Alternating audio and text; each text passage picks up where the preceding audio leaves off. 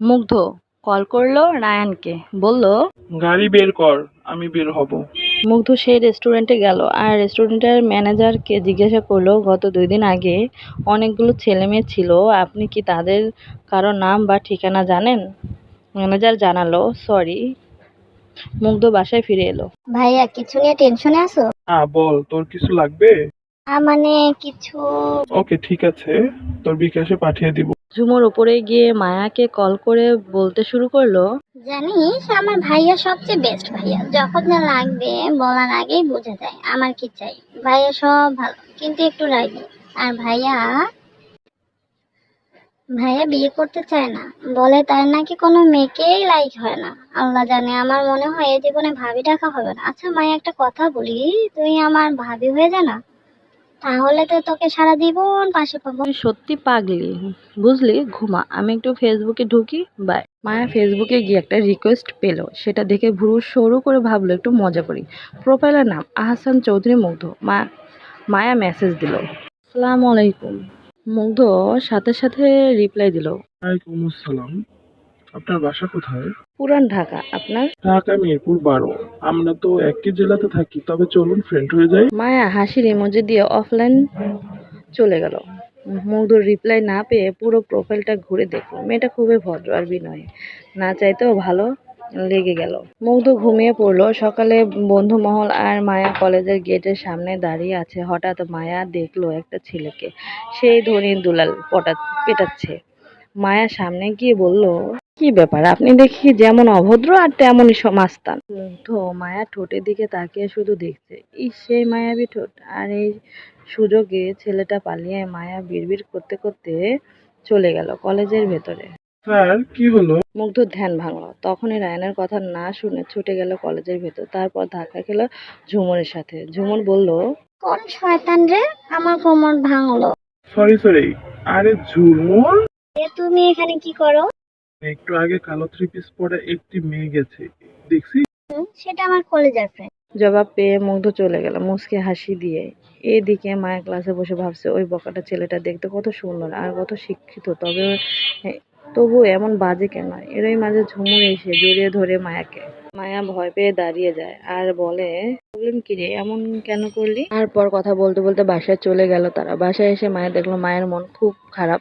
জিজ্ঞাসা করলো, মা কি হয়েছে? আনোয়ারা বেগম বলল, তোর মামি আজও আমাকে অনেক কথা শুনেছে, খাবারের খোঁটা দিছে।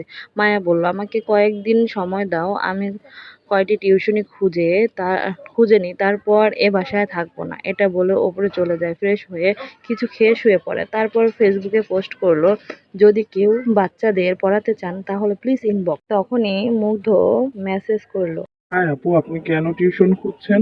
আসলে ভাইয়া আমার ফ্যামিলি প্রবলেম, যদি পারেন হেল্প করুন, না হলে অযথা কটু কথা বলবেন না, বাই। ফেসবুক থেকে বের হয়ে গেল আর মুগ্ধ অবাক হয়ে বলে, এই মেয়ে তো ঘাট তেরা, এ তো পুরো প্রোফাইলটা ঘুরে শুধু একটা পিক পেলো চোখের, সেটা মুগ্ধ খুঁটি খুঁটি দেখলো। কিছুক্ষণ পর মুগ্ধ অবাক হলো, চোখটা ঠিক ওই মেয়েটার মতো লাগছে।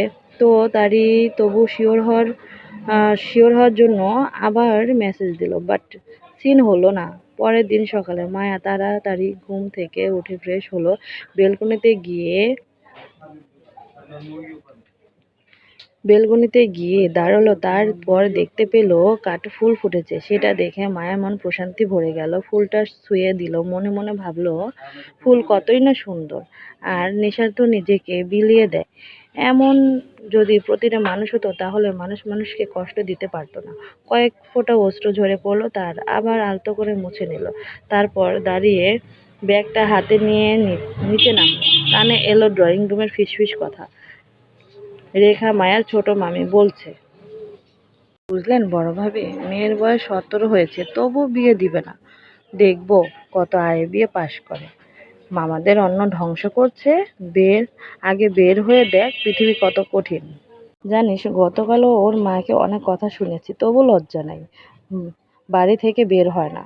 মায়া কিছু না বলে গটগট করে হাঁটা ধরলো। না খেয়ে দুই মামি মুখ বাঁকিয়ে ঢং এটা বলে রুমে চলে গেল। এদিকে মুগ্ধ ঝুমুরকে ড্রয়িং রুমে খেতে খেতে বলল, এই তোর ওই বান্ধবী বুঝি অনেক অহংকারী? না ভাইয়া, ও একদমই আলাদা। কোনো ছেলের সাথে কখনোই কথা বলা তো দূর, ফিরেও তাকায় না। আমার সাথে সব শেয়ার করে। ও আমার বেস্ট ফ্রেন্ড ভাইয়া, ওর নামে একদম উল্টাপাল্টা কিছু বলবে না। আর হঠাৎ করে ওর কথা কেন জানতে চাচ্ছ? এমনি। কিন্তু হাত ধুয়ে মাকে বলে বের হলো অফিস যাবার জন্য। গাড়িতে বসে বসে ভাবলো আগে কলেজ নাকি অফিস যাব। আনমনে ব্রেক করলো। কোনো এক অনুভূতিতে যে কে যেন তাকে টানছে চুমুকের ন্যায়। গাড়ির গ্লাস ভেদ করে চোখ পড়লো ক্রন্দনরত এক মায়াবীর পানে। কিছুক্ষণ চেয়ে ভাবলো একটু জ্বালানো যাক মেয়েটাকে। মেয়ে, রাস্তা কি আপনার বাবার যে মাঝখান দিয়ে হাঁটছেন? মলো চোখে চেয়ে মায়া বলল সরি। মুগ্ধ কেন জানি খুব কষ্ট পেল মায়ের কান্না দেখে। মায়া চোখ মুছতে মুছতে চলে গেল কলেজের ভেতরে। ক্লাসে গিয়ে চুপচাপ এক কোণায় বসে রইল।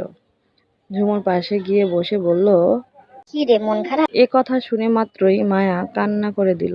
ঝুমুরকে জড়িয়ে ধরে বলল, চ্যানেলটি সাবস্ক্রাইব করে দিবেন, ভালো লাগলে লাইক কমেন্ট শেয়ার করবেন, আর খারাপ লাগলে বাজে মন্তব্য করবেন না প্লিজ।